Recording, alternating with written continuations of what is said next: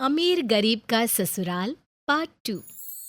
कुमकुम, जिसने गरीबी का सामना करके सरकारी नौकरी पाई थी, वो आज अपनी सास के साथ एक खुशहाल जिंदगी जी रही थी, क्योंकि अब उसकी गरीबी खत्म हो चुकी थी।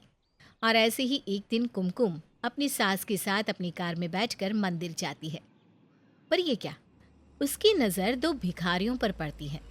उन दोनों भिखारियों को देखकर कुमकुम अपनी गाड़ी एकदम से रोक लेती है। नैना और उसकी सास, वो भी इस हालत में। क्या हुआ बहू? तूने अचानक से गाड़ी क्यों रोकी? माँ जी, वो देखिए, रोड के उस पार नैना अपनी सास के साथ भिखारियों की लाइन में बैठी है। नैना?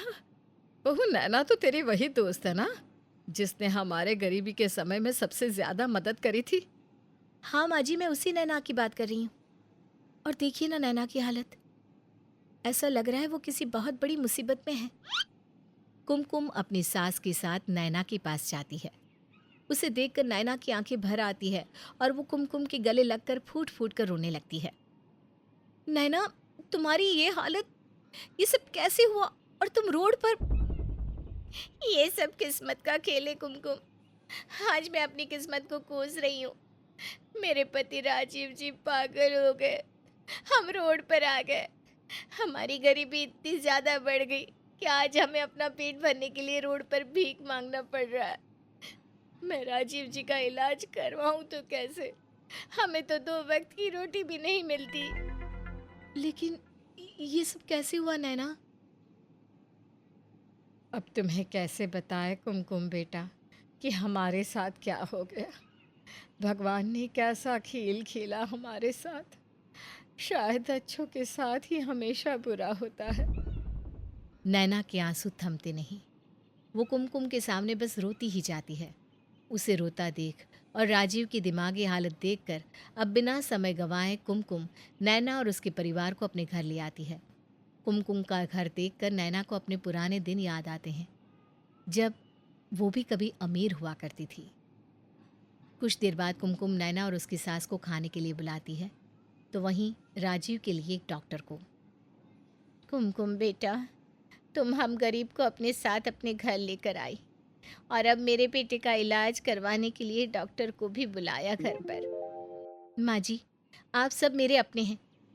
और नैना, क्या तुम अब मुझे बता सकती हो कि आखिर इन कुछ सालों में तुम्हारे और तुम्हारे परिवार के साथ ऐसा क्या हुआ कि तुम्हारी ये हालत हो गई?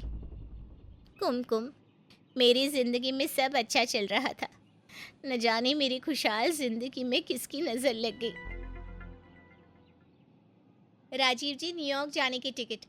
हम पहली बार एक साथ अपने कंट्री से बाहर जाएंगे। I am very happy and I am very excited. हाँ नैना, क्योंकि अब मुझे समझ में आ गया है कि तुम खुद को कितना अकेला फील करती हो। और माँ ने मुझे समझाया है कि परिवार को हमेशा एक साथ रहना चाहिए। और इसलिए मैंने सोचा है कि क्यों ना मैं अपना कीमती समय तुम्हारे और माँ के लिए निकालूं। अब जब मैं तुम्हारे साथ समय व्यतीत करूंगा तो तुम्हें भी अकेलापन महसूस नहीं होगा और तुम भी खुश रहोगी। आज मुझे राजीव को ये सब करता देखकर बहुत अच्छा लग रहा है। और उससे भी ज़्यादा खुशी मुझे इस बात की है कि मेरी लाडली बहू की ज़िंदगी में खुशियाँ आ गई। अब क्या था, नैना को राजीव का साथ और उसके प्यार के साथ अब समय भी मिलने लगा था। नैना ये सब देखकर बहुत खुश थी। ऐसे ही बहुत जल्द अब नैना, राजीव और नैना की सास न्यूयॉर्क घूमने के लिए जाते हैं। पर वो तीनों जब घर आते हैं तो राजीव के पास एक फ़ोन आता है और उन्हें पता चलता है कि उनकी कंपनी में आग लग गई है, जिसमें काफ़ी लोग घायल हो गए हैं। राजीव जी, क्या हुआ? आप इतने परेशान क्यों नजर आ रहे हैं? नैना, नैना, हम बर्बाद हो चुके हैं। हम रोड पर आ चुके हैं। मेरी कंपनी में आग लग गई है और न जाने कितने ही लोग घायल हो चुके हैं। कितनों की मौत हो गई है। मुझे उन सबका जुर्माना भरना पड़ेगा। मैं इतने पैसे कहाँ से लाऊंगा? राजीव जी, आप चिंता मत कीजिए। हम कोई ना कोई रास्ता ज़रूर निकालेंगे। लेकिन आप इस तरह से पैनिक मत होइए। नैना, मैं बर्बाद हो गया। हम रोड पर आ गए नैना। राजीव नैना से बात कर ही रहा था, तभी वहाँ पर राजीव की माँ आ जाती है। ये सारी बातें सुनकर उसे बहुत बड़ा धक्का लगता है।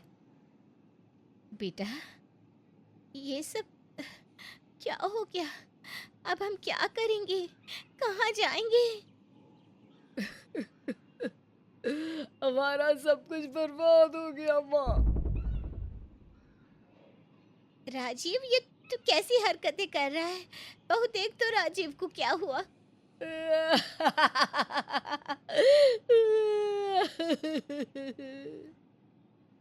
इतना बड़ा सदमा राजीव बर्दाश्त नहीं कर पाता और वो अपना मानसिक संतुलन खो बैठता है।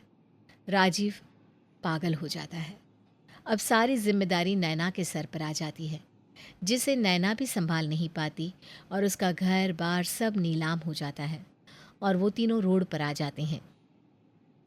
कुमकुम, जब हम रोड पर आए तब हमें अपने और पराये का पता चला। किसी ने हमारी मदद नहीं की, पर आज जब तुमने मुझे रोड पर देखा तो अपने घर ले आई और अब मेरे पति का इलाज करवा रही हो। मैं तुम्हारा ये एहसान कभी नहीं भूलूंगी। नैना, ये तुम क्या कह रही हो? तुम किस एहसान की बात कर रही हो? मैंने तुम पर नहीं बल्कि एहसान तो तुमने मुझ पर किया था। आज मैं जो कुछ भी हूँ वो सिर्फ और सिर्फ तुम्हारी वजह से हूँ, इसलिए इस तरह की बातें करके मुझे शर्मिंदा मत करो। और वैसे भी तुमने ही कहा था ना, जब मेरी गरीबी खत्म हो जाएगी और मैं कुछ बन जाऊं तो मैं तुम्हारा ही एहसान चुका दूं। तो नैना, मैंने तुम पर कोई एहसान नहीं किया। कुमकुम की ये बात सुनकर नैना उसे गले लगा लेती है और इस तरह से अब कुमकुम नैना को अपने घर में अपनी बहन का दर्जा देकर रखती है। नैना, अब तुम कभी ये मत कहना कि तुम अकेली हो। तुम मेरी बहन हो और मैं आज जो कुछ भी हूँ सिर्फ तुम्हारी वजह से हूँ। मैं इस एहसान को कभी नहीं भूल सकती। और एक बात, जब तक राजीव जी ठीक नहीं हो जाते, तुम्हारी आर्थिक स्थिति ठीक नहीं हो जाती, तुम यहाँ से जाने का नाम नहीं लोगी। पर कुमकुम बेटा, ऐसे समय पर तो हमारे अपनों ने भी हमारा साथ छोड़ दिया और तू हमें अपना बना रही है, अपने घर में रख रही है। आंटी जी, नैना मेरी बचपन की दोस्त है और मैं ये सब कुछ अपनी दोस्त के लिए कर रही हूँ। आप बार बार इस तरह की बातें करके मुझे शर्मिंदा मत कीजिए। ठीक है कुमकुम, हम अभी दोबारा ये बात कभी नहीं करेंगे। ये देखो, हम सारे के सारे एक दूसरे से बात करने में इतने व्यस्त हो गए कि खाना ही भूल गए। चलो, आज हम एक साथ मिलकर डिनर करेंगे। सब एक साथ डिनर करते हैं और इसी तरह से देखते देखते कुछ महीने बीत जाते हैं, पर अब तक राजीव की तबीयत ठीक नहीं होती। अब कहीं ना कहीं नैना हिम्मत हारने लगती है और एक दिन जब नैना राजीव के कमरे में उसका खाना लेकर जाती है।